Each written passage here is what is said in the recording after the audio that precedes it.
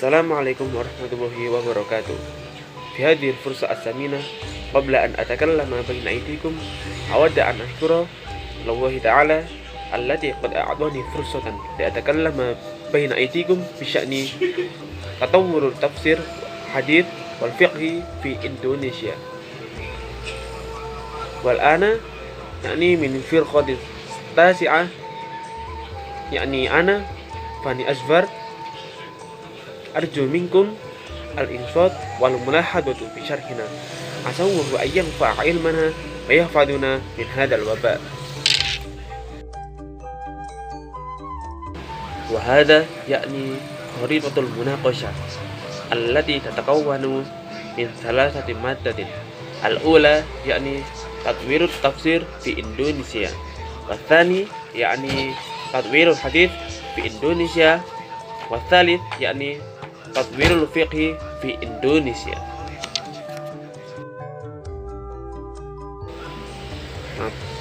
تطوير التفسير في إندونيسيا. تعريف التفسير: الأولى بحسب أصل الكلمة، التفسير مأخوذ من العربية الفسر، أي كشف المعنى وتفسيره. والثاني بحسب المصطلح أو بحسب الاصطلاح، وصف الآية المبنية على أقوى الحجج. وصف الآية المبنية على أقوى الحجج. Definisi tafsir. Kata tafsir itu bersumber dari bahasa Arab al-fasr, yang bermakna mengungkapkan dan menjelaskan makna.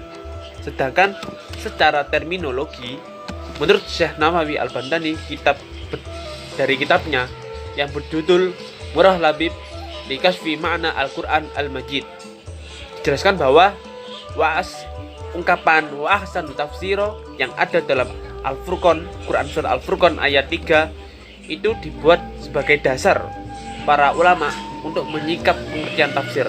Nah, pada kitab tersebut juga dijelaskan bahwa beliau menafsiri ungkapan tersebut dengan ahsanu bayanun wa aqwal hujjah. Dapat ditarik kesimpulan bahwa tafsir secara terminologi menurut beliau keterangan tentang ayat-ayat yang disandarkan pada dalil-dalil yang paling kuat.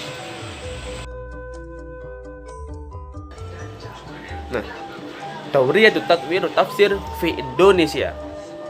Al-ula al-fatratul klasikiyah, awailul qarn sabi' ashar ila awakhiril qarn at-tasi' ashar. Al-ula janinut tatawwur tafsir fi Indonesia. Tsani awal kitabin fi tafsiri huwa tafsir suratul kahfil ayat at-tasi'. Wa tsalits tuhfatut tafsir al-kamilit li 30 juz'in wa hiya turjuman al-Quran li Abdur Rauf As-Singkili. Warawi awailu kitabil kamil li tafsir fil ar-Rakhabil wa huwa tafsir Munir lil Muallim at-Tanzilul li Syekh al-Imam Muhammad Nawawi Al-Bantani. Periode klasik awal abad ke-17 sampai akhir abad ke-19. Periode ini disebut-sebut sebagai embrio dari perkembangan tafsir di Indonesia sebagai bentuk untuk memahami Al-Quran dengan memakai bahasa Melayu Indonesia atau Melayu dan daerah, sehingga bisa dipahami bagi pihak-pihak yang membacanya berdasarkan konteks budaya tertentu. Namun, sejarah penulisan tafsir yang ada di Indonesia sudah dimulai sejak abad 16 Masehi. Pernyataan tersebut telah dibuktikan dengan ditemukannya kitab tafsir, tafsir surat Al-Kahfi ayat 9.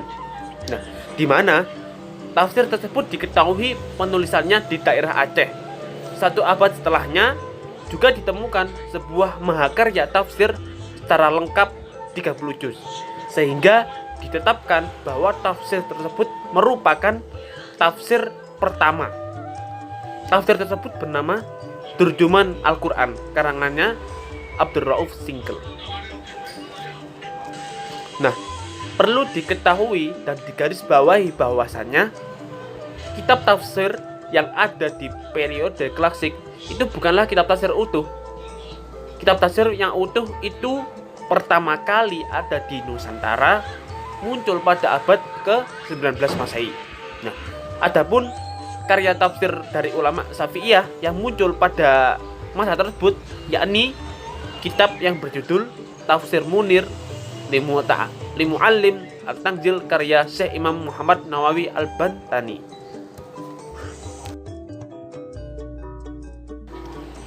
Dawriyatu Tatwir Tafsir Al-Asrul Hadith Muttasiful Al-Qurn Al-Ashrin ila awakhir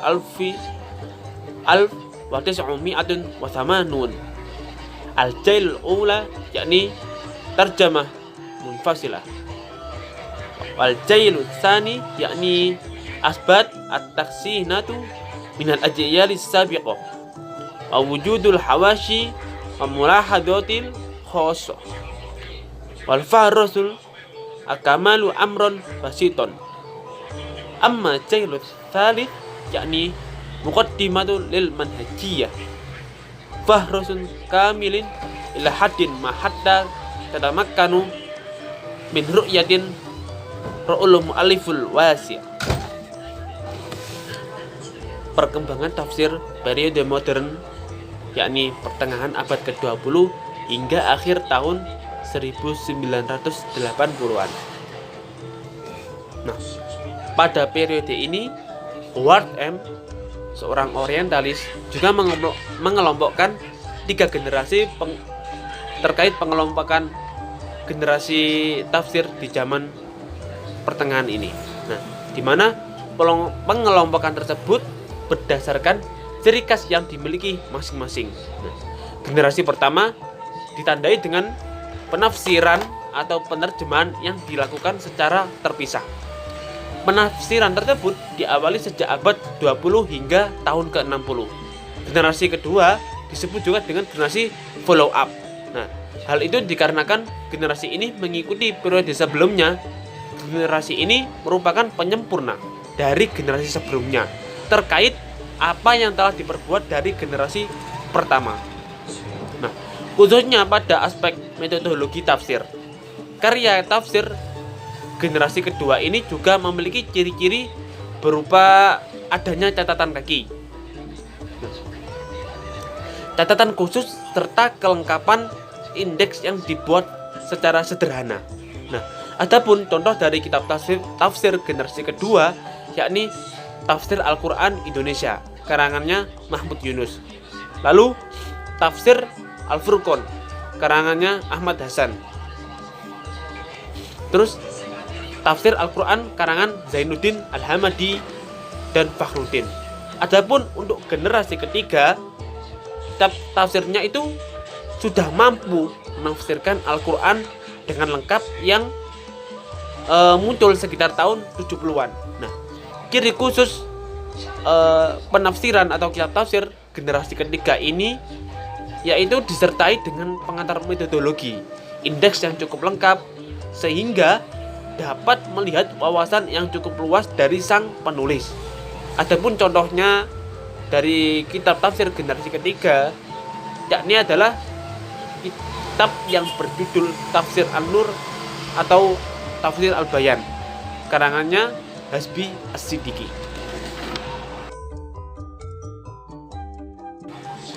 Watsalis yakni Dawriyatut Tatwir Tafsir fil Fatratil Ma'asir Awailut Tis'iniyat Hattal Waqtul Habir. Al-Ula yakni Tamilu ila ta'kidu ala halul masyakilil muta'alliqatul bil mawdu'. Al-Thani yakni al-mawdu'atul lati yatammu tanawaluha awsa'u. Wal-Thalith yakni laisa faqadun minal mufassirin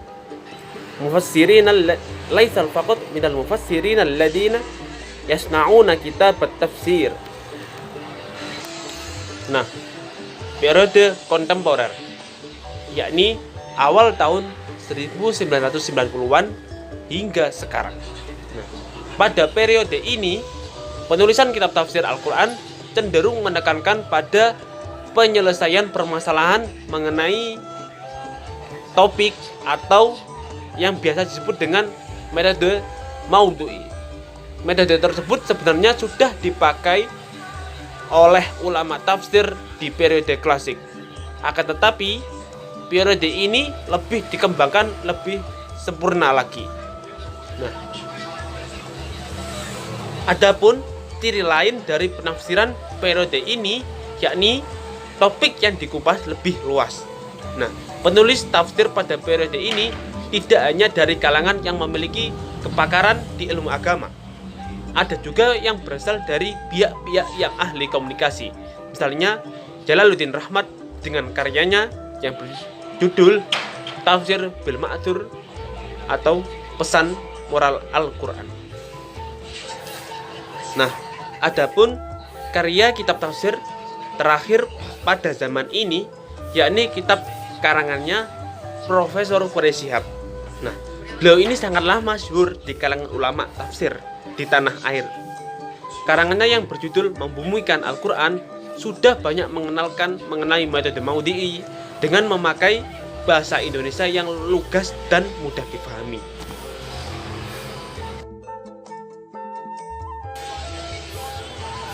Nah, Tatawwurul Hadis fi Indonesia.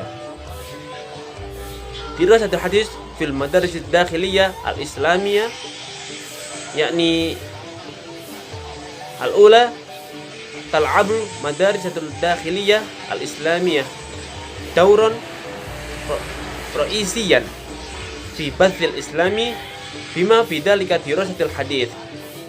Tani yakni yastamirul manhajul durusul haditha wa ulumul hadith alladhi yatammu tadrisahu fil madaris dakhiliyah al-islamiyah hatta yumanan hadha sawa'un fil madaris diniyah awil muassasat ta'limiyatul islamiyah. Nah, berikutnya yaitu perkembangan hadis di Indonesia. Sebelumnya saya jelaskan secara singkat terlebih dahulu terkait perkembangan awal di Indonesia ini hadis itu seperti apa. Nah, yaitu masuknya agama Islam di Nusantara merupakan tanda awal dari masuknya hadis di Indonesia. Hal itu dikarenakan hadis memiliki kedudukan yang penting dalam ajaran Islam. Nah, maka dari itu hadis di Indonesia baru berkembang pada abad ke-17 Masehi. Akan tetapi kajian-kajian ilmu hadis pada masa itu masih jarang sekali diadakan, ya, masih jarang. Nah, sehingga sejarah mencatat perkembangan hadis yang cukup signifikan itu baru terjadi pada abad ke-19 Masehi hingga 20 Masehi. Nah, pada saat itu juga muncul dua tokoh penting yang terkemuka yang terkenal kemasyhurannya baik di Nusantara maupun Timur Tengah. Nah, beliau adalah Syekh Nawawi Al-Bantani dan Syekh Mahmud At-Tirmidzi. Nah, kedua tokoh tersebut menjadi pengajar tetap di Masjidil Haram. Di samping itu, kedua ulama tersebutlah yang memutus rantai kejumudan atau stagnasi ilmu hadis di Nusantara. Bahkan Syekh Mahfud Tirmidzi ini adalah ulama Nusantara yang pertama memperoleh gelar muhaddis. Nah, adapun di sini saya akan menjelaskan periodisasi perkembangan hadis yang ada di Nusantara. Yang pertama adalah kajian hadis masuk di pesantren antara tahun 1900 hingga 1960 Masehi. Pada waktu itu pondok pesantren itu sangatlah berperan besar dalam menyiarkan agama Islam, yang termasuk juga kajian hadis. Dari pesantrenlah hadis dapat berkembang. Di samping itu, hadis juga berkembang melalui madrasah dan ormas-ormas Islam yang tidak berpanut pada mazhab pasca tahun 1900-an. Seiring dengan bermunculnya gerakan pembaruan yang terjadi pada abad 20 Masehi, kajian mengenai ilmu hadis pun mulai sering dilakukan dan memperoleh tempat di pesantren. Kurikulum pelajaran hadis dan ilmu hadis yang diajarkan di pesantren-pesantren masih berlanjut hingga saat ini, baik di madrasah maupun lembaga pendidikan Islam.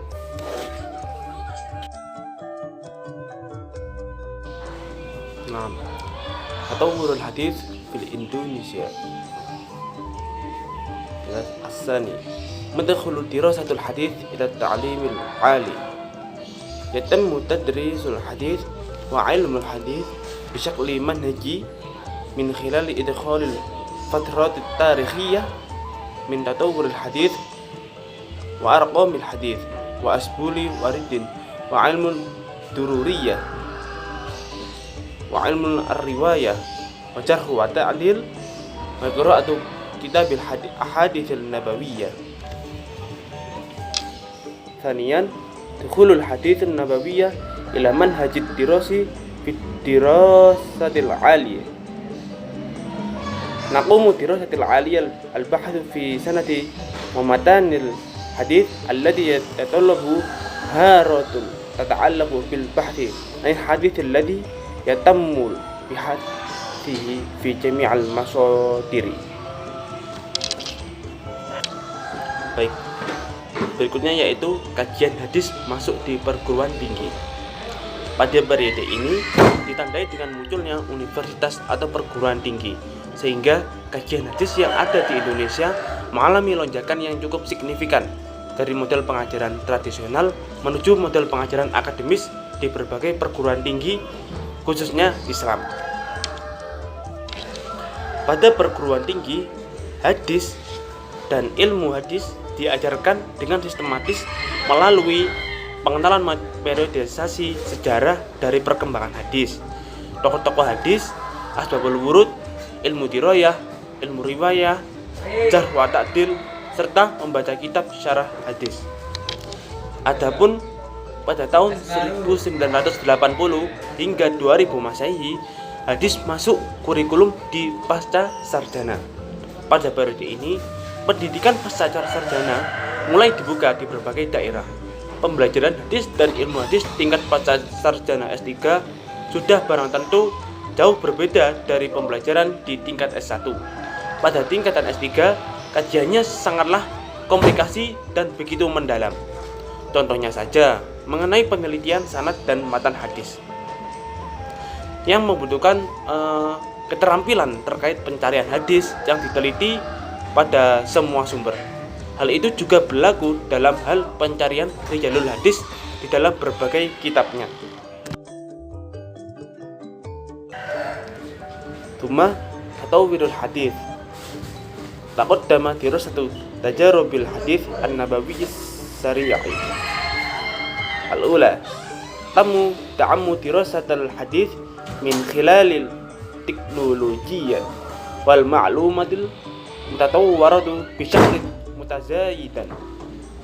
Wa tsani yakni dhuhuru muntajati hadithi jadidatun fil asril alami al-hali ala sabilil mithal yakni kutub PDF, baramijul maktaba syamilah, al-aqrasul majah,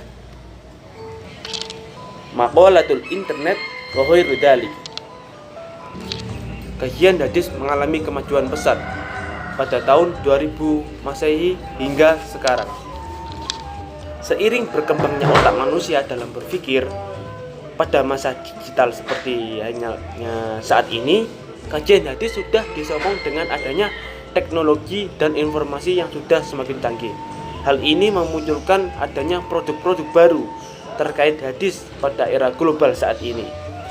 Misalnya saja buku PDF, software maktabah syamilah, CD, artikel internet dan sebagainya. Jadi dapat diketahui bahwa kajian hadis dan ilmu hadis telah mengalami perkembangan yang cukup signifikan daripada era sebelumnya. Kita tahu bahwa dengan disediakannya CD hadis maupun internet dapat memudahkan pengkajian hadis, khususnya dalam pencarian rujukan hadis.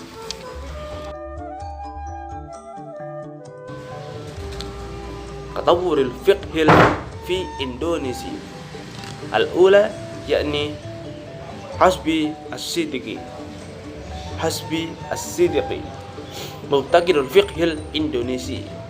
Tsani yakni Al-Huzairin wal Mudarrisul Indonesi.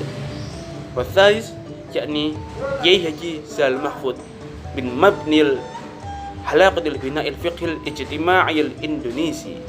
Wa rabi yakni Madrasatul Gusdur lil Fiqhil fil Mujtama' al-Ijtima'i wal Insaniyati wat Ta'addidiyyah.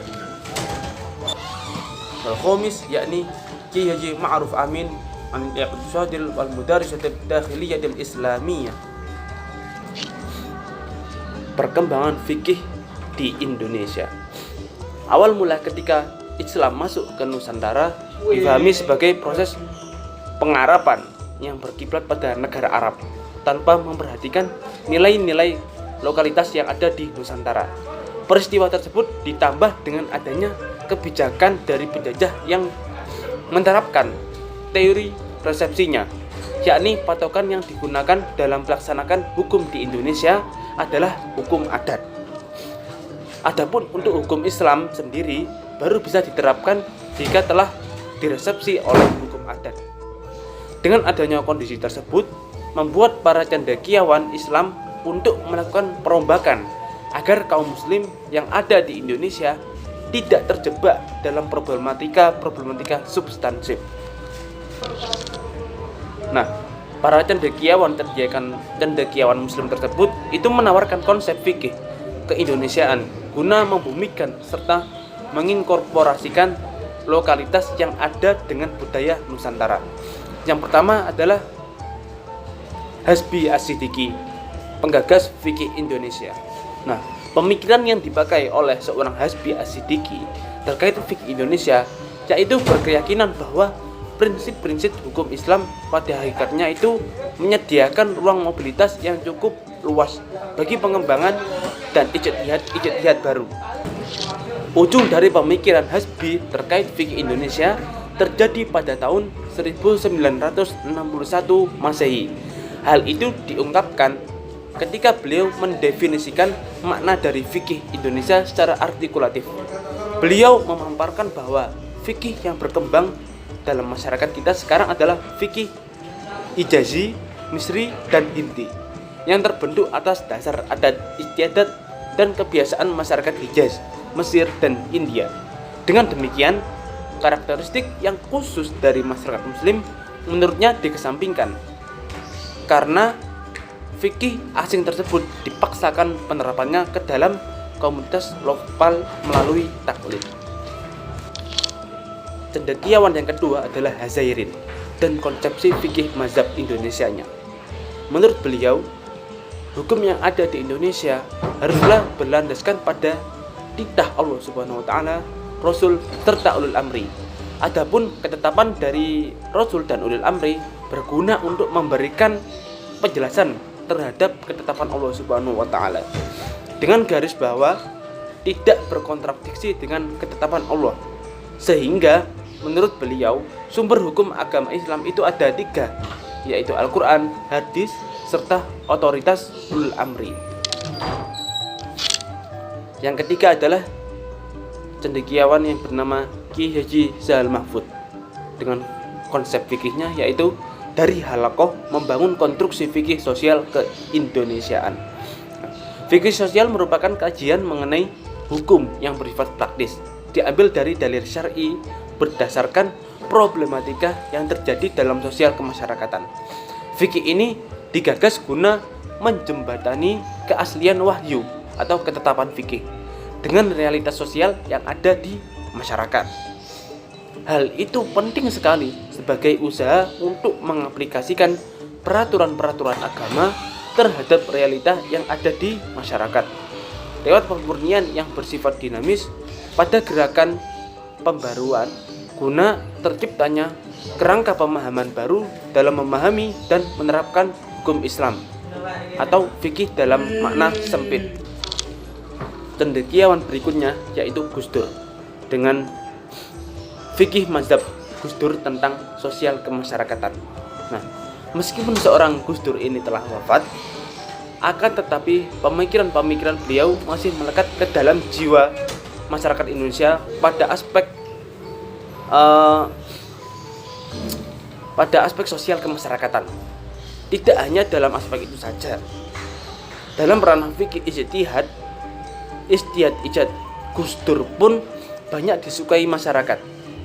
Contohnya saja dalam ranah fikih, nilai-nilai kesetaraan, humanisme, serta pluralisme menjadi sebuah komponen yang selalu melekat dalam diri seorang Gus Dur ini. Menurut Greg Barton, Gus Dur adalah seorang intelek yang mewakili dua tradisi, yakni sarjana Islam tradisional dan pendidikan barat yang modern. Hasil dari perpaduan tersebut adalah perhatian yang kuat untuk praktik Islam dan reformasi modern. Barton juga berusaha meneliti tulisan pemikiran Gus Dur yang akhirnya menemukan bahwa tema yang mendominasi dalam pemikiran seorang Gus Dur yaitu tema humanitarianisme liberal. Tema itulah yang menduduki posisi strategis dari pemikiran seorang Gus Dur tanpa mengabaikan prinsip Islam tradisional ala ormas Nahdlatul Ulama.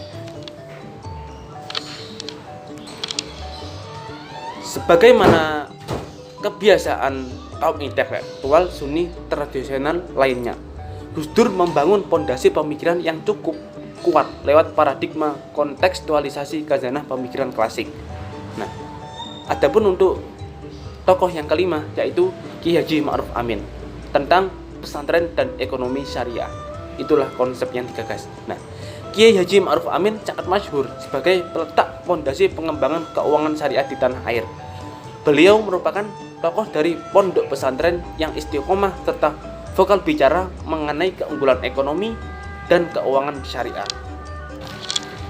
Kiai Haji Ma'ruf Amin merupakan tokoh pesantren yang sukses mengkontekstualisasikan fikih muamalah maliyah dalam praktik keuangan modern secara gemilang.